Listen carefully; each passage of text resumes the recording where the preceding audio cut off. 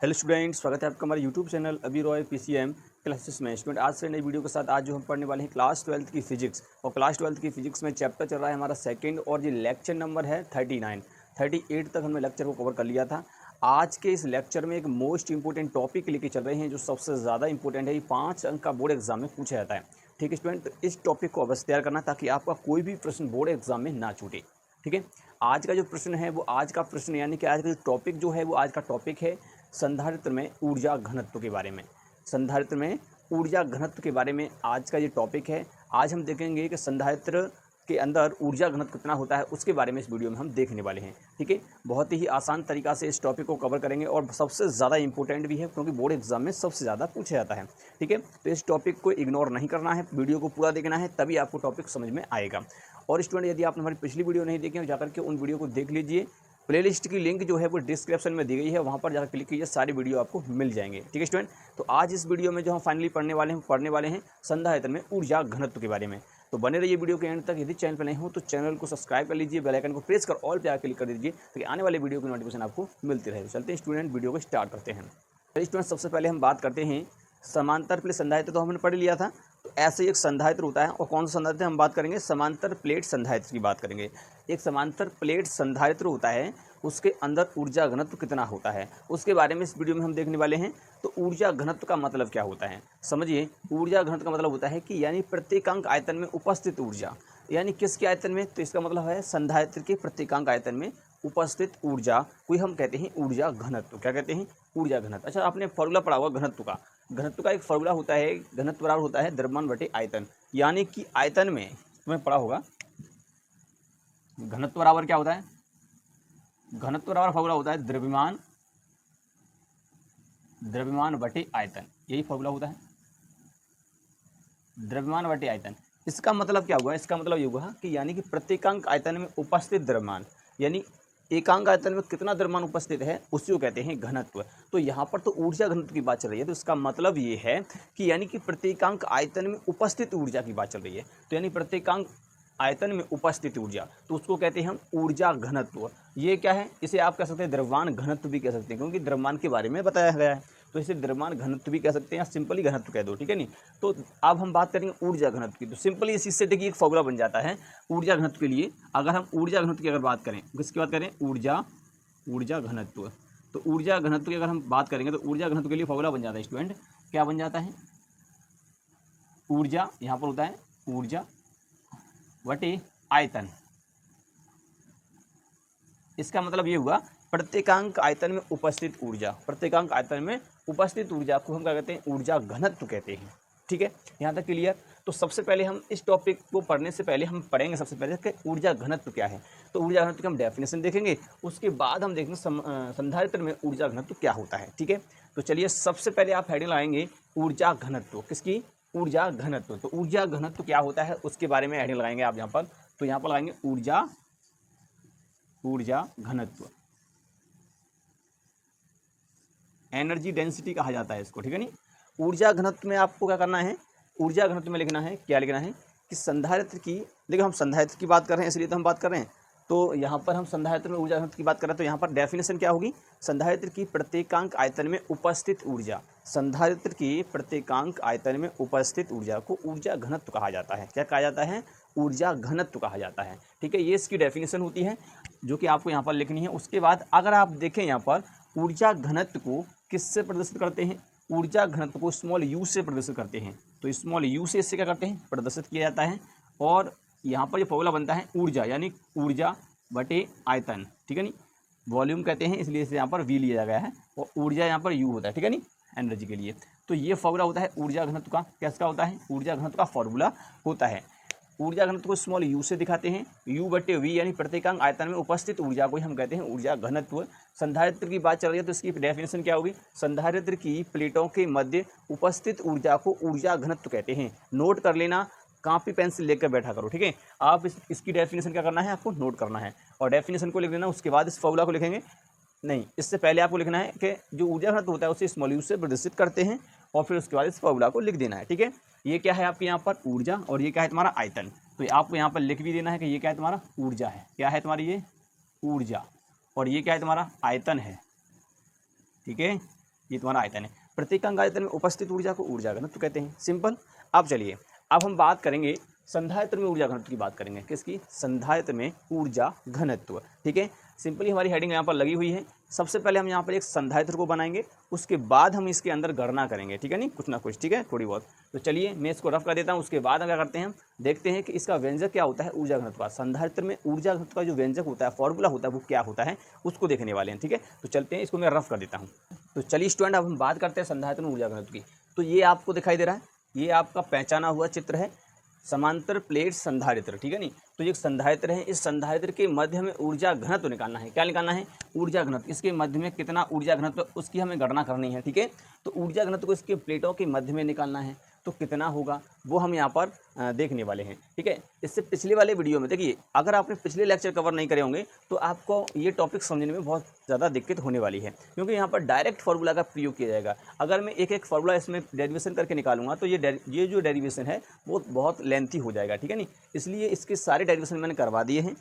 समांतर प्लेट संधारित्र की धारता क्या होती है उसका भी डेरिवेशन मैंने करवा दिया है, और समांतर प्लेट संधारित्र में ऊर्जा जो होती है वो कितनी होती है वो भी मैंने करवा दिया है। हम यहाँ पर केवल ऊर्जा घनत्व की बात कर रहे हैं, तो यहाँ पर हम इन टॉपिकों का जो टॉपिक मैंने पढ़ाए हैं उनका ही प्रयोग यहाँ पर करने वाले हैं। ठीक है, तो ऊर्जा घनत्व किस प्रकार से निकालें? देखिए, ये एक समांतर प्लेट संधारित्र है। आप इतना तो जानते हैं कि समांतर प्लेट संधारित्र में ये दो प्लेट जो होती हैं वो समान क्षेत्रफल की होती हैं। तो जिसका क्षेत्रफल ए होता है इसका भी क्षेत्रफल ए होता है, इसका पृष्ठीय आवर्धन सिग्मा होता है, इसका भी सिग्मा होता है। ठीक है नहीं, ये एक्स प्लेट ये वाई प्लेट, ये इनके बीच की दूरी डी होती है, स्मॉल डी। ठीक है नहीं, अब देखिए ये एक संधारित्र बन गया है। ठीक है, बन गया, क्लियर। इतना आपको बनाने के बाद अब आपको करना क्या है, अब डेरिवेशन देखो थोड़ा सा करना है। क्या करना है? आप इतना तो जानते हैं कि समांतर प्लेट संधारित्र की जो धारता होती है वो कितनी होती है, तो आपको फॉर्मूला पता है। ठीक है नहीं, समांतर प्लेट संधारित्र की धारता। ठीक है, समांतर प्लेट संधारित्र की धारता, तो आपको क्या लिखना है? सबसे पहले यहाँ पर हिंदी में आपको लिखना है। क्या लिखना है? यहाँ पर हिंदी में लिखना है। क्या लिखना है भैया? यदि समांतर प्लेट संधारित्र की प्लेटों का क्षेत्रफल ए तथा पृष्ठीय आवेश घनत्व सिग्मा है, पृष्ठीय आवेश घनत्व सिग्मा है, तथा इनके बीच की दूरी स्मॉल डी है, स्मॉल डी है। समांतर प्लेट संधारित्र परावर्तक माध्यम के में रखा है, तब संधारित्र की धारिता, तब संधारित्र की जो धारिता का फॉर्मूला होता है स्टूडेंट वो क्या होता है? मैं डायरेक्ट यहाँ फॉर्मूला लिख रहा हूँ, आपको ये हिंदी तो आपको मैंने जो बोली है वो लिख लेना। ठीक है नहीं, तो यहाँ पर जो फॉर्मूला हो जाएगा सी बराबर हो जाएगा, वो होता है कि एप्सिलॉन नॉट ए बटे में डी। क्लियर, जाना पहचाना सा फार्मूला आपको दिखाई दे रहा है, क्योंकि मैंने ये डेरिवेशन करवा दिया। जिन्होंने नहीं देखा है उनके लिए ये क्या है, जाना पहचाना नहीं है। ठीक है नहीं, उन्होंने देखा ही नहीं है, किया ही नहीं है, जाकर के उस वीडियो को देख लीजिए, आपको क्लियर हो जाएगा। ठीक है, तो ये फार्मूला हमने यहाँ पर निकाल लिया, इसको हम समीकरण फर्स्ट मान लेंगे। क्या मान लेंगे इसको भैया? हम समीकरण फर्स्ट मान लेंगे। ठीक, क्लियर। अब देखिए धारता हमने निकाली।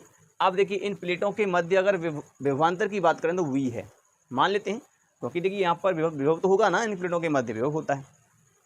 तो यहाँ पर अब दूसरे स्टेप में आपको क्या करना है? दूसरे में लिखना है कि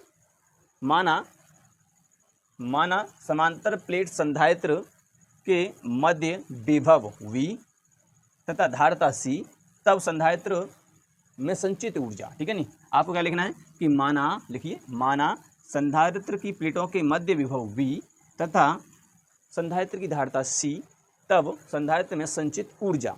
तो संचित ऊर्जा के लिए भी फॉर्मूला हमने ड्राइव कर लिया है, डेरिवेशन उसका कर लिया है, तो उसका फॉर्मूला होता है U बराबर होता है 1/2 CV स्क्वायर, ये फॉर्मूला होता है, पढ़ लिया है हमने। ठीक है नहीं, अब देखिए C का मान समीकरण फर्स्ट से इसमें रख देंगे, तो समीकरण फर्स्ट से यहाँ पर क्या लिखना है?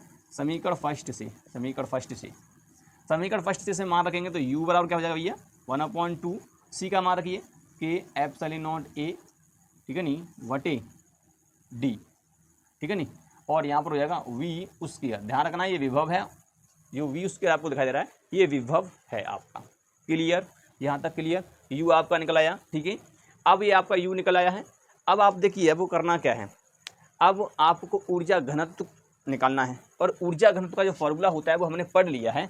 क्या पढ़ा है? अभी हमने पढ़ा है कि U बराबर, स्मॉल u बराबर जो होता है वो होता है कैपिटल U बटे में V, यानी V यानी कि आयतन होता है। ठीक है नहीं, यहाँ विभव नहीं है, ये वाला फॉर्मूला होता है। तो हमने U तो निकाल ही लिया, अब हमको V निकालना है, आयतन निकालना है। तो आयतन कैसे निकालोगे? जितनी आपको ये दूरी दिखाई दे रही है यहाँ से D, और A का गुणा कर दीजिए, आपको आयतन निकल आएगा। क्या निकल आएगा? आयतन। अब देखिए अब आपको करना क्या है, अब आपको करना है, अब प्लेटों के मध्य आयतन, प्लेटों के मध्य आयतन, मध्य आयतन भैया मध्य आयतन कितना है, प्लेटों के मध्य आयतन कितना है, ये प्लेटें हैं इनके बीच में आयतन कितना है, वो आयतन निकालेंगे। तो आयतन निकालेंगे तो V बराबर हो जाएगा A इंटू डी, सिंपल गुणा करना है आपको, A इंटू डी करना है। क्लियर हो गया यहाँ तक। अब आपको करना है, अब निकालेंगे प्लेटों के मध्य ऊर्जा घनत्व। आपका निकालेंगे प्लेटों के मध्य ऊर्जा घनत्व, ऊर्जा घनत्व। तो ऊर्जा घनत्व का फॉर्मूला होता है स्मॉल u बराबर u अपॉन v होता है, रख दीजिए, डायरेक्ट रखिए तो कितना हो जाएगा। देखिए मैं इस फॉर्मूला को रखूँगा, सबसे पहले u का मान रखूँगा तो 1/2 ऊपर आएगा और आपका क्या है k एप्सिलॉन नॉट a, बट्टे में है d और यहाँ पर है आपका v स्क्वायर और बट्टे में सबके क्या आ जाएगा आयतन, आयतन v और v हमने निकाल लिया a इंटू डी, तो a इंटू डी। क्लियर। अब देखिए ये वाला नीचे वाला हिस्सा नीचे आ जाएगा, 2 भी नीचे आ जाएगा, जो ऊपर गुणा में ऊपर रहेगा तो कितना हो जाएगा ये हो जाएगा u बराबर 1/2, ठीक है नहीं, और k epsilon not a v square बट्टे में हो जाएगा यहाँ पर आपका a into D square. D square क्यों, क्योंकि डी नीचे आ जाएगा, डी एक नीचे है ये, इतना हो जाएगा। अब देखिए यहाँ पर a से a कट जाएगा, a से a कट गया, जब a से a कट जाएगा, चलिए मैं यहाँ पर कर देता हूँ, a से a कट जाएगा तो आपका क्या बचा यहाँ पर, आप बचा u बराबर 1/2 k एप्सिलॉन नॉट a, ठीक है नहीं, v स्क्वायर और बट्टे में बचा केवल आपका d स्क्वायर। अब आपको करना क्या है, u बराबर 1/2 k epsilon not a, v को बाहर निकालिए, v देखिए यहाँ पर विभव है अब और d स्क्वायर, ठीक है नहीं, ये यहाँ पर हमने बाहर निकाल लिया, इतना बाहर निकाल लिया। अब विभव प्रवणता से फॉर्मूला आता है, आपने पढ़ा होगा विभव प्रवणता से संबंधित, अगर आपने फॉर्मूला देखा होगा तो E बराबर जो होता है वो होता है V/L, ठीक है ना, V/L होता है स्टूडेंट। अगर यहाँ पर स्क्वायर कर दिया जाएगा तो यहाँ पर भी तो स्क्वायर हो जाएगा, है ना। तो ये देखिए सिंपली यहाँ पर भी क्या हो रहा है, यहाँ पर D है तो यहाँ पर D क्षेत्रफल है, कुछ भी मान लो, चौड़ाई लंबाई कुछ भी है, ठीक है नहीं, तो ये तुम्हारा D है।